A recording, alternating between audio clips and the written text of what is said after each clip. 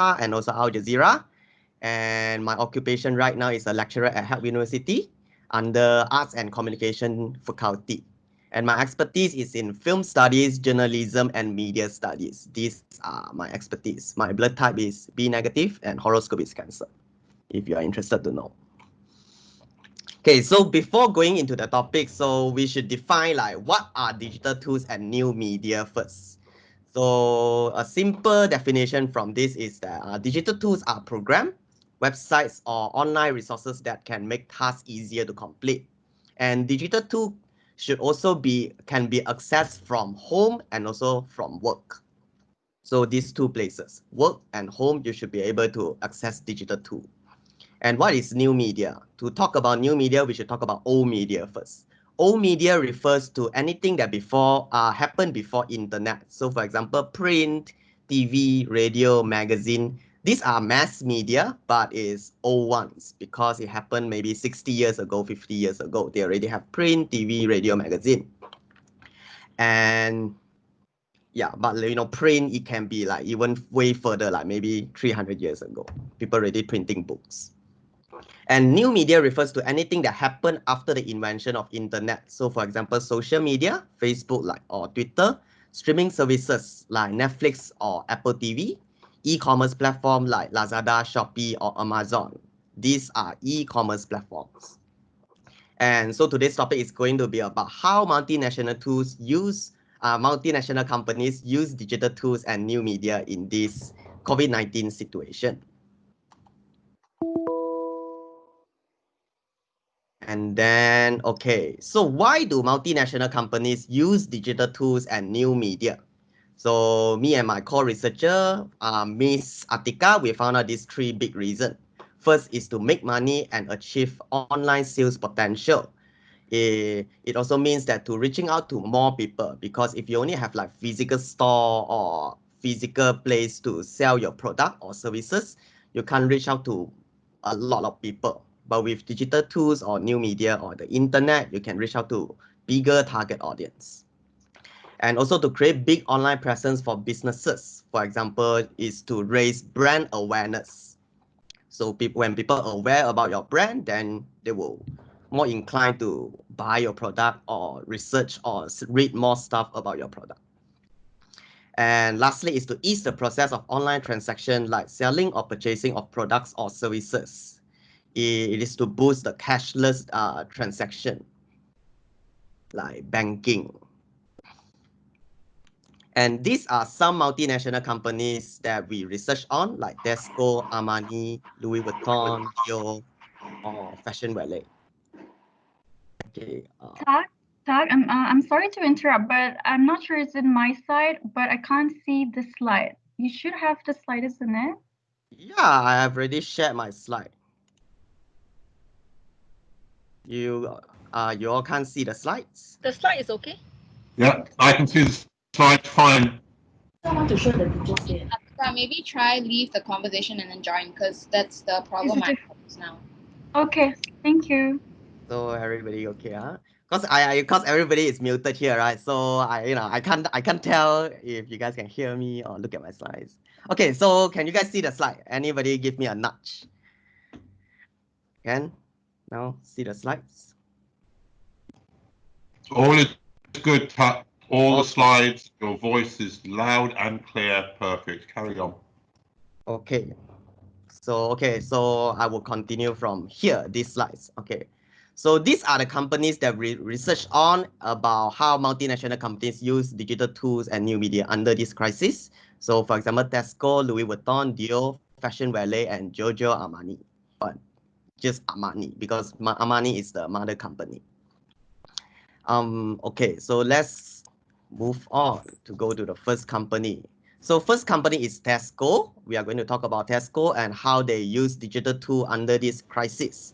So a little bit background of Tesco. Tesco is a British multinational groceries retailer, and it was ranked the third largest retailer in the world by gross revenue. And it has approximately 6,800 shops in 7 countries across Asia and Europe, and is a market leader of groceries in UK, Ireland, Hungary, and also Thailand. So what did Tesco do?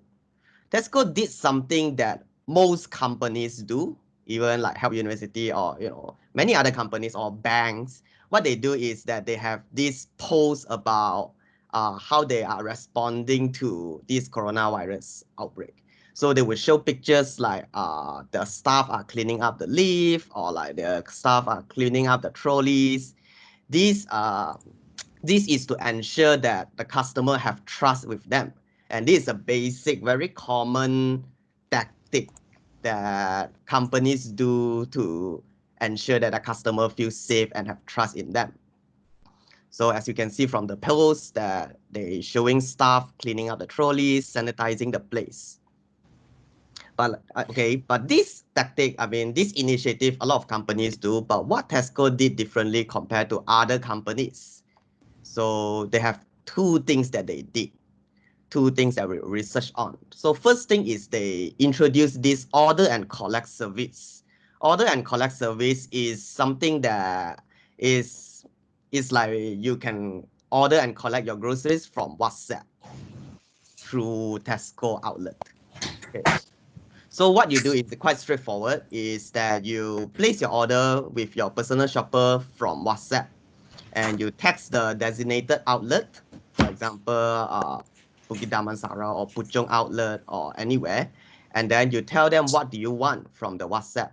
So after you provide all the shopping lists, the personal shopper will shop for you. And after that, they would send a barcode to you, and then you can just go and show the barcode, do the payment, and then collect your groceries. And it's quite straightforward, but it's one of the initiatives that other grocery stores, they don't do, but only Tesco is doing it. And the Tesco stores CEO, Paul Ritchie, said that order and collect service is one of the initiatives by Tesco to minimize customers' time spent in the store for shopping and help them maintain their social distancing. So this one initiative, how multinational companies use digital tool under this crisis. So before MCO or before this pandemic, there were not these service. And another initiative is Scan and Shop. So what Tesco did is they introduced this app on Android or iOS, any phone, Linux, and they have you can track your spending while shopping. So it's basically you become the cashier. You scan the item for them, and you can minimize the contact with the staff. So you can check out without unloading your items, and then it saves transaction time and save contact with the staff. So this is another initiative from Tesco, and you have seen that there's 3 times more usage and from the app after MCO.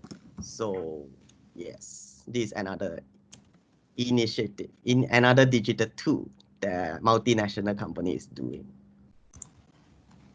So there's some reflection on Tesco. This is my reflection, personal reflection, okay? So these two services introduced by Tesco minimize the contact between customers and Tesco staff members. I think it is a win-win situation for both parties, because customer can still do their grocery shopping without having contact with the, not without at all, but minimum contact with the staff members. And also, not many grocery stores provide the same services. Not many, like I can say like no at all. So only Tesco is doing this. So it is a noble act that should be praised. Something new, something more considerate. So this is the first company, Tesco, we research on. And then next company is Fashion Valet. Any of you guys here know Fashion Valet? Make some noise. Yes, no, okay. If you don't know about Fashion Valet, you are same as me. I don't know about Fashion Valet as well before the presentation, until I research about that. So Fashion Valet is a Malaysian fashion e-commerce company. It was established in 2010 by Vivi Yusof and Fazaruddin Shah Anwar. You can think of it as like Zalora, selling clothes online. But then they don't sell like mainstream clothes like Adidas or Nike or Uniqlo. They don't sell those mainstream, mainstream product. They sell indie brands from all around the world. For example, Suri and Mel and Molly, a very independent brand. You cannot see them in the mall. But anyway, so they did something that most companies do as well. So they have sales on their website. So there's this sales called Duduk Rumah Sales, and the sales is up to 50% for people who wants to shop at home. But I can personally say that most companies, or like most fashion companies, they are doing that. Even on Lazada or many websites, they give sales during this MCO period. And then, but there's one thing that they did differently is FV Bazaar. This is something new, some new ideas coming out from fashion e-commerce website. So FV Bazaar was introduced on April 17 to help food bazaar businesses during the fasting month. So during the fasting month, there's like bazaar, Ramadan bazaar. But then because MCO was still ongoing, and the government doesn't allow Ramadan bazaar to operate. So this FV Bazaar is like an online bazaar, and it attracted 5,000 and more vendors from Malaysia and consumers in the country. So now you can register on FV Bazaar and sell your bazaar food. And the co-founder, Datin Vivi Yusof, said that this initiative shows her support towards local food businesses that are severely affected by MCO. So there's some examples for the bazaar food. So you can actually get any food, almost any food from the website, and it goes according to your GPS location. So if you're in Penang, then you will get Penang sellers. If you're in Selangor, you get Selangor sellers. And how this works is that you don't actually contact Fashion Valet to ask them to sell you the food. You actually contact the seller directly. So as you can see here, there's a lot of like WhatsApp numbers, 014 or something. Okay, I should blur them. Okay, but yeah, these numbers, they are over there. You can contact the seller directly, and then once you click on the shop, it will come up something like that. There's a menu list, what you can get from the seller, and you have to call them or WhatsApp them. You can't actually purchase this item through the website, but you purchase them directly from the seller. So there's no middleman transaction. There's no commission under this service. And then after you make your order, make your purchase, they will use authorized e-hailing services to send you the food. So this one thing that Fashion Valet did differently compared to a lot of other companies. And other than that, Fashion Valet also did something what I call corporate social responsibility.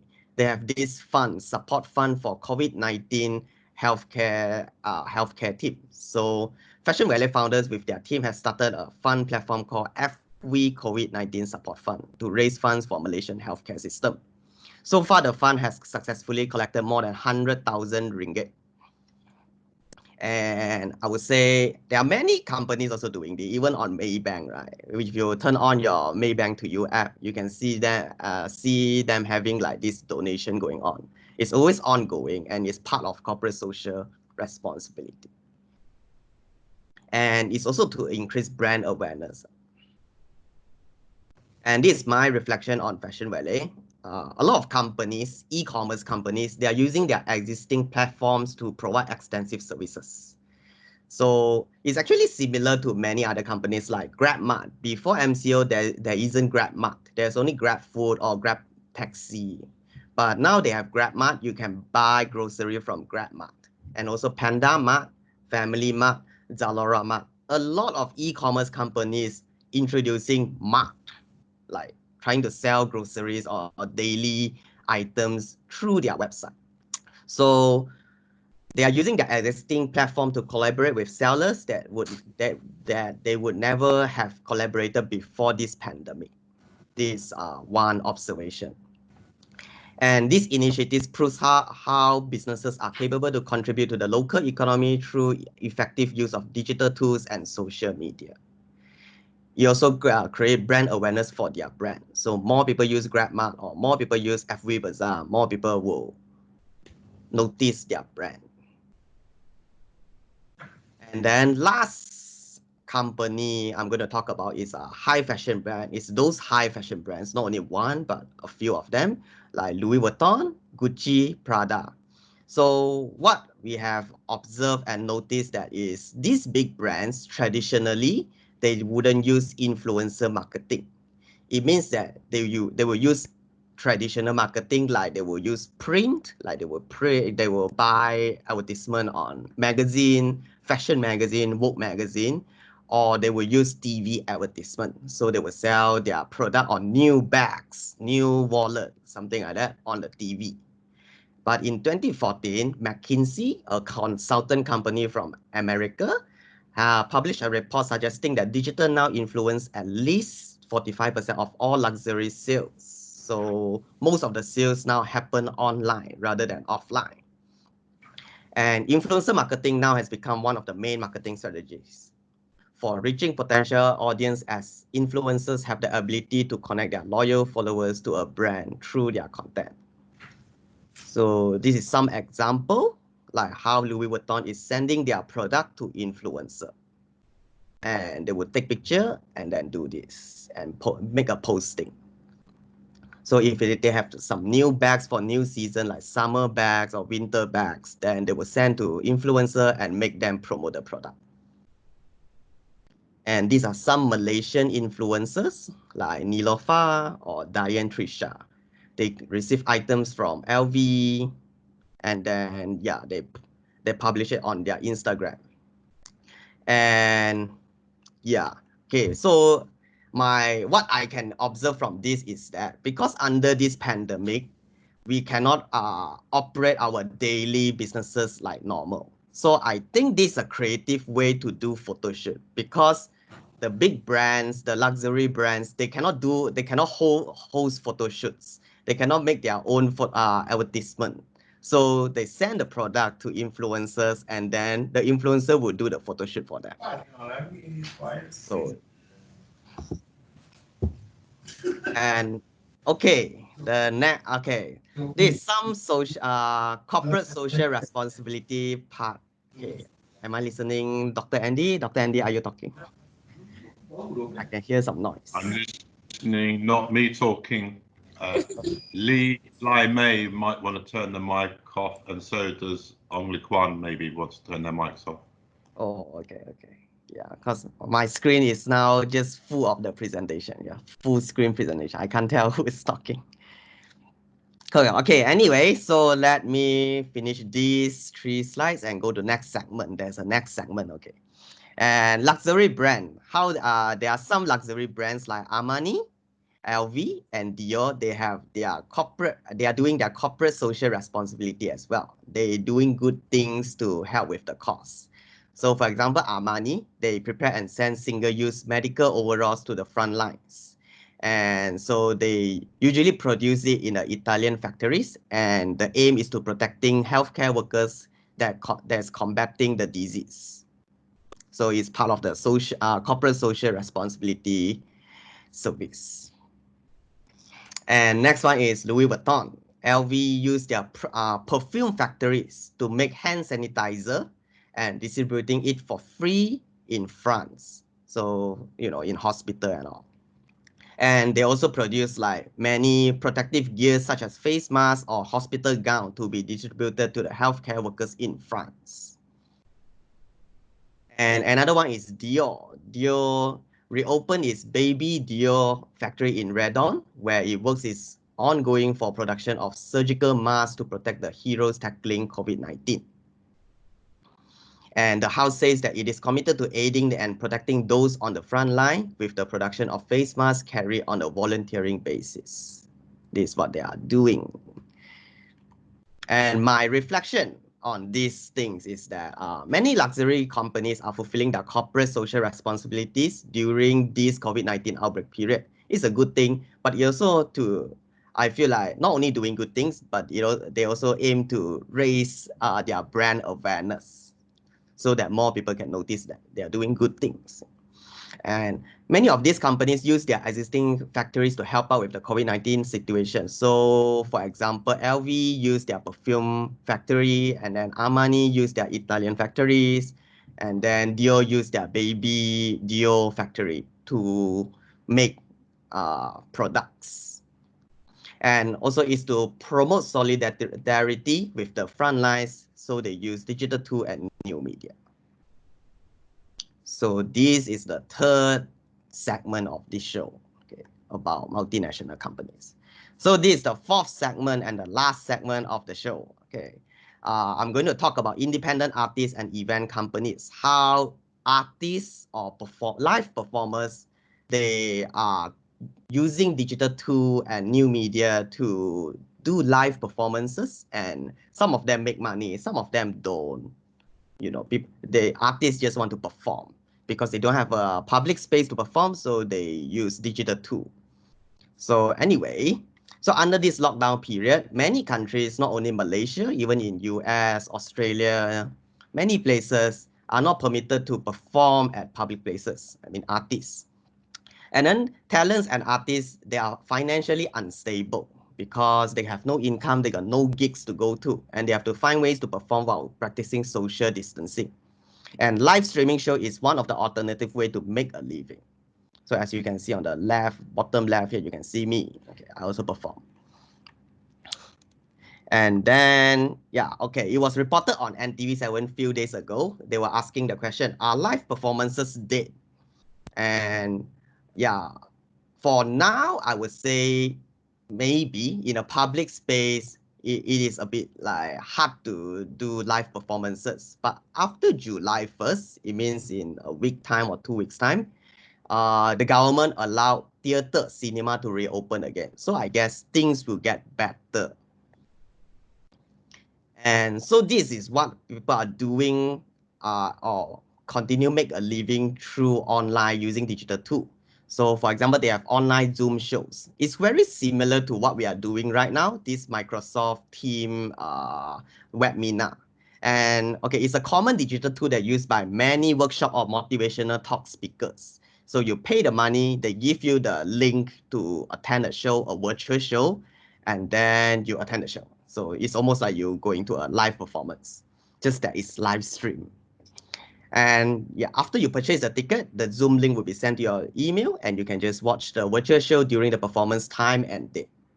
So as you can see, some comedy club, they are still selling their ticket, weekend shows, and some is the home acoustic music gig, and some of them is also called a comedy show.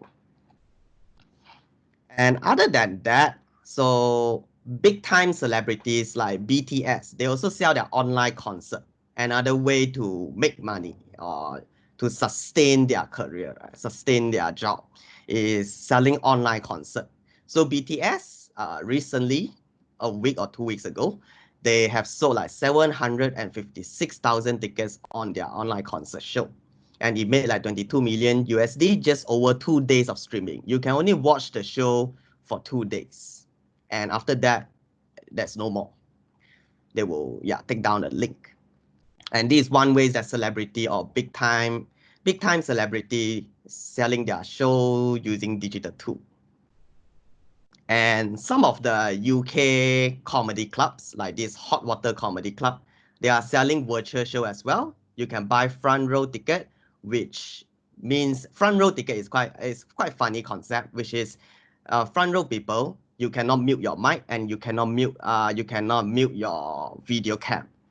So it means that you have to show your laughters, and then the host will talk to you. So for example, now if you are sitting on the front row, I will be talking to you, and then we will have interaction. That's a front row ticket. Same price as the live streaming link. So there's an interactive part of their show. Anyway, so to continue like this live performance in the club, in the comedy club or in a bar, they do live streaming. They set up live stream cam in the venue itself, and then they will perform as if like it's a real show, but just that it's live stream. And other than that, okay, I don't know if you guys know Kumar. Kumar is one of the famous Singaporean comedian. He also went online and used digital tool to sell his comedy show. So for example, if you want to watch his latest comedy live performance in 2017, the recording is selling for 70 ringgit, and to rent the show is 60 ringgit for a week. It's almost like how Google TV or Apple TVs renting movie to us at home. So if you want to watch like Once Upon a Time in Hollywood on Apple TV, you have to pay about maybe 35 ringgit to 50 ringgit, but you can only rent it for a week. Same concept happened to live performances. A lot of artists, they are selling or renting out their show using digital tool.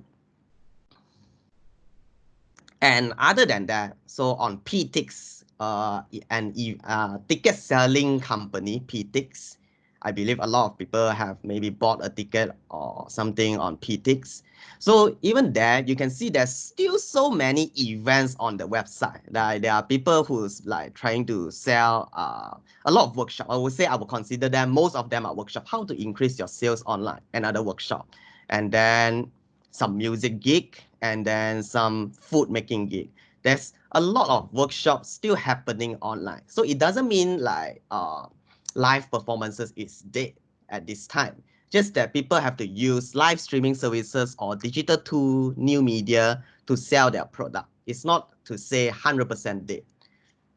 But I think the downside of this is that there's very little interactive element. People don't really talk to you or ask you questions.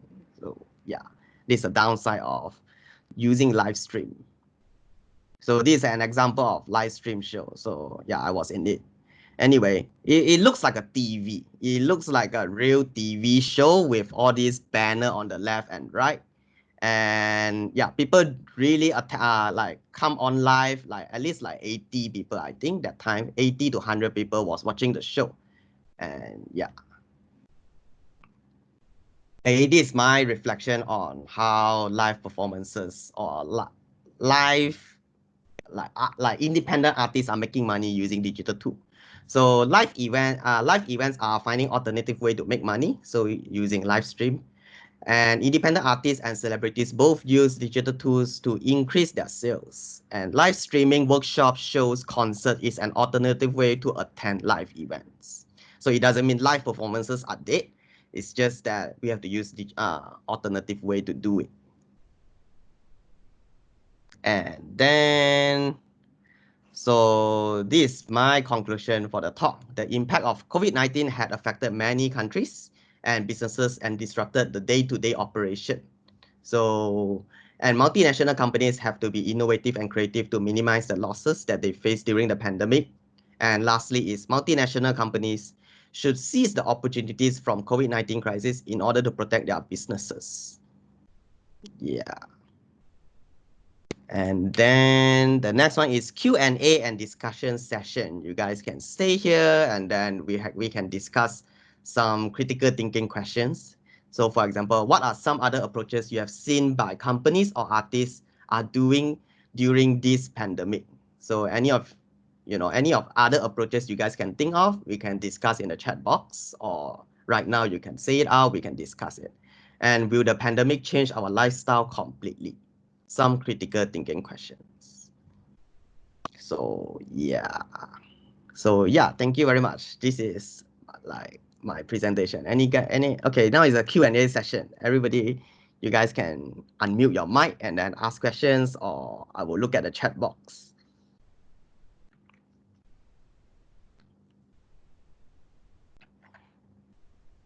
Okay, first question I see Dr. Andy Hickson is asking. Okay, everybody can see me, right? Okay. How do these clubs deal with connection issues that their customer or audience might have? Do they give refunds if internet Wi-Fi go down? So answer to this question is, I don't think there is refund going on. If it like on the BTS concert was stated, it has like some rules and regulation there. It says that you have to have 5 to 10 MB internet download speed, 5 to 10 MB at least. And then they ask you to go to speedtest.net and check your internet speed. So they don't do refund. They will say it's all your responsibility to keep up with your internet connection and also your condition of streaming it.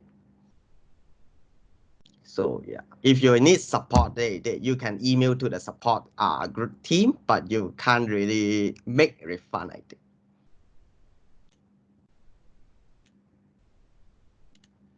Okay, any other questions? Anybody have any questions? Anybody have some ideas or discussion, or I don't know, anything you guys want to talk about? I don't want to ask all the questions, but I do have one other question if nobody else has one they can think of at the moment. Are you ready to hear it, Yep. Dr. Tak? Yes. Yes, Dr. Andy. So you said yourself that you're a performer and you've done some online performing. Would you like to tell us a little bit about what it was like performing online? Because I suppose for a performer, one of the things that you're not getting is your audience reaction back. So you can't feed off their laughter or their jeers or anything like that. Right. Okay. So my experience of performing online is it's a little bit like this talk. I feel like you can feel like everybody is muted and it's a bit quiet for me.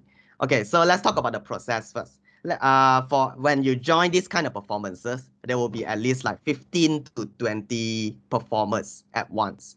So first thing is because the green room, let's say they are using StreamYard or Zoom, right? The green room cannot fit so many people. So the presenter part is only 5 people. Sometimes 5, sometimes 6, 5, like there's a count, there's a limit, there's a limitation in the green room performance. So anyway, so if it's before your turn, right? Before you have you can perform, right? Before it's your time to perform, you are actually out of the green room and you are just waiting. So I feel like it's much more time consuming compared to performing it live. It means in a real venue, because I am just sitting in front of my laptop and waiting before going into the green room. And like let's say the show start at 8, I have to wait just wait right in front of my laptop until like maybe 9 or 9:30 only I can get into the green room. So there's a lot of like performance anxiety or like delay. Like you feel a bit dreading and burdensome just to wait outside and to spend like 2-3 hours just to perform for 5 minutes or 10 minutes. I feel like it's a bit hustle. It's a hustle. So that's the part I feel like I don't like it. I don't like so much about online shows. But other than that, let's talk about the performance time. When you are performing, you can look at the live comments. So people are actually repeating your jokes or repeating your line, then you are doing well. So that's one way of getting reaction. So when people say, hey, good stuff, hey, good joke, or like, good story, then, or give you love sign or laughing emoji, that's the only reaction you can get from it. A lot of it comes to like really how you feel about the performance by yourself, I think. And You've got to trust yourself. Yeah, you have to trust your own material. So so that's about performing live, and after that then you say bye-bye and then you will get off the stream. Thank you. No problem. Okay, Farah, have a question. Do you think it's important to have a super quality mic for these online concerts or shows? Do you think the personality would outshine their mic quality at the end of the day? Yes. And okay, this is what I observe about like celebrity level, like BTS, big concert. They are doing big concert, right? What kind of mic they are using?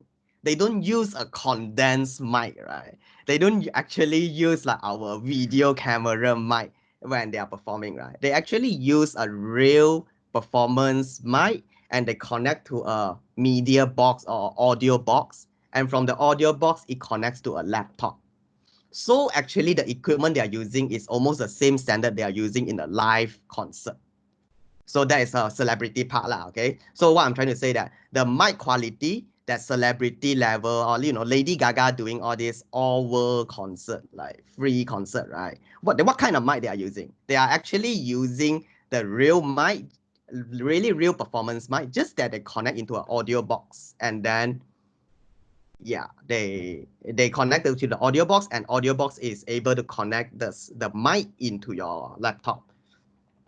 And anyway, so but okay, for at home performance, let's say you are an indie singer, right? Okay, just to answer Farah's question. If you are indie singer, let's say you're a storyteller or indie singer, poetry performer, what you would do is that even if you're using just a earphones mic, it is fine. But if you have a condensed mic, then it's okay as well. But I can see that yes, if your mic is better, let's say if you have a dynamic mic, I know one of the lecturers like Bob, he has it. Dynamic mic means the mic that they can capture you from far and close. They can tell that, oh, you are far from the mic and close to the mic. It's almost like a real mic. Dynamic mic usually do better than condensed mic. That's my opinion. You can tell that dynamic mic, people who uses a dynamic mic, they sound like DJ, They sound like a DJ when they are talking to the mic. But anyway, yes, personality would outshine the mic quality, but the mic quality also very important. It does change the way people look at your performance. Okay, Evelyn Satyawan asking question. Okay. Even with all these new media tools readily available, some long-time businesses have closed down due to continually prolonged COVID-19 MCO implementation. Yes, a lot of shops closed down, really. I've seen those shops. And they had not adapted to these tools for new changes. Why is that? Is it expensive and hard to adapt? Okay, let's talk about shop lots. Okay, have you guys seen a lot of shop lots like closing down? Even on newspaper, I can see a lot of like news reporting talking about how these shop lots like Bubble Tea Street, there's like at least five, six store is closing down or renting it out. I personally think it's not. I think they have. Okay, I think let's talk about bubble tea shop, right? I think most bubble tea shop are on GrabFood or they are on like these e-commerce websites. I think most of these bubble tea shops are on there. But why do so many bubble tea shops still close down though? Why? They are already doing their effort already. They are already putting themselves up to the internet. Why do they still close down? Why do so many shops still close down? Especially their food, right? Food and medicine, they are essentials. Why do food places close down? Because I think the traffic is not there, and people the customer count is very low. Just using GrabFood or online e-commerce websites. That's what I think. Because if you have a physical store, people walk by, people will tend to get bubble tea, or people if you can get stuff in a physical setting, usually I think for these food places their sales will be better. But why so many places closing down? Because I think they are not doing well with the traffic online. Yeah. Evelyn Satyawan still say, okay, yes, even some very legendary long-time restaurants, hawkers have been forced to close. I wonder if it is because owners are mostly elderly and so they are technologically incompetent. I see. Yeah. Okay. Yeah. Depends lah. Depends. Like, I feel like not all of the shops, like even the restaurant, Chinese restaurant or food court outside, I can still see many people, they are not on this e-commerce website. And if they are not on it, then they have one less channel to sell their product. And people who's on it, then they benefit. People who's not on it, then they won't be benefited, right? And if they are elderly people, there's maybe one of the factor. Maybe they are technologically incompetent. Okay, any other questions for now? Interactive time.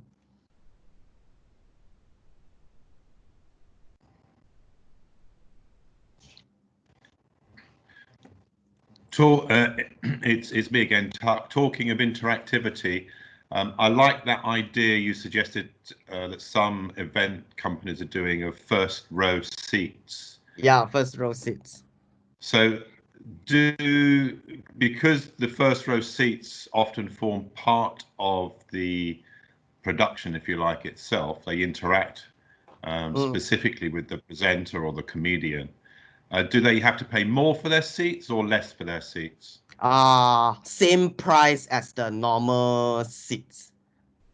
They actually pay same price. I mean, in a real life setting, is still same price. So if you sit the front row or back row, it's still the same price, 20 ringgit or 40 ringgit or 50 ringgit. But it's just a personal preference. If you are up for the game, you want to talk to the comedian, you want to, outshine a bit, tell some jokes, steal the spotlight a bit, then you can sit in the front row. But in a digital medium online, it's the same as well though. They still sell £5 for front row, and then they also sell £5 just for normal virtual link. So yeah, Dr. Andy, definitely you are on the front seat right now. No, my camera's off, so I'm back row today. So, anybody want to ask any questions before we end the session? yeah. Come, it's your time to shine, guys. Someone raised their hand. Gita, okay. Gita raised their hand. Okay, okay, Gita, you can unmute and talk to me.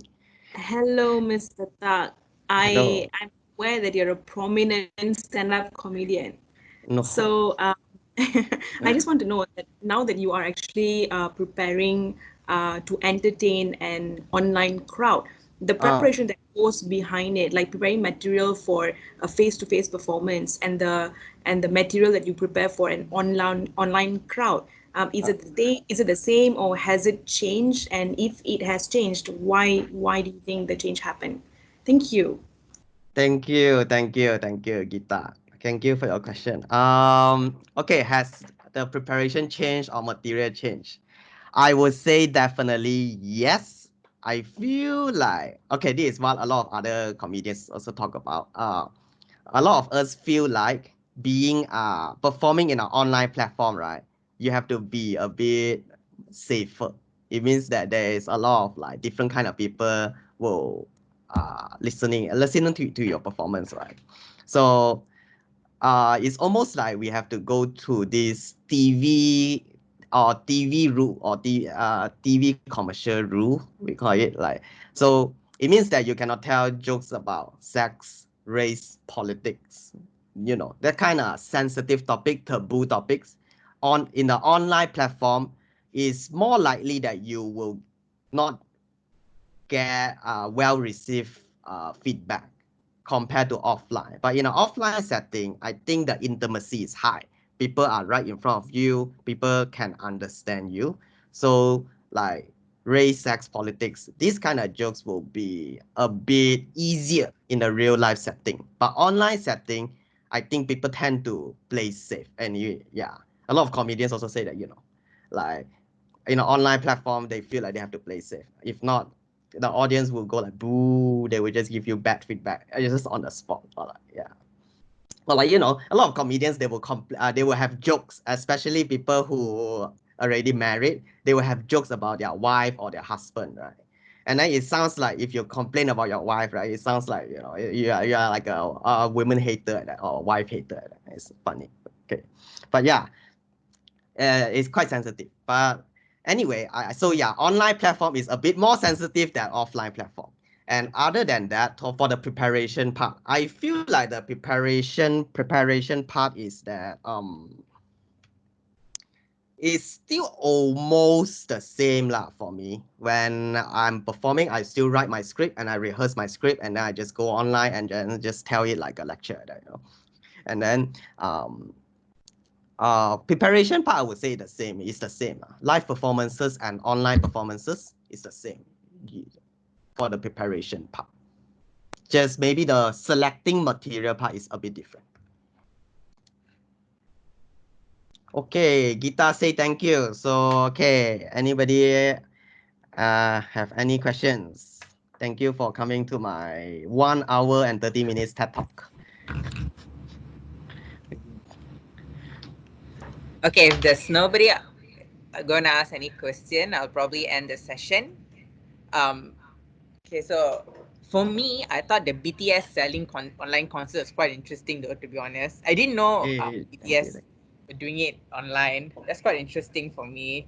And also the fashion valley, they had food bazaar. That's quite interesting. I didn't know about it, though, to be honest. Yeah. Quite interesting to find all these things, I mean, from you. But before I end this session, I would like to say thank you to Mr.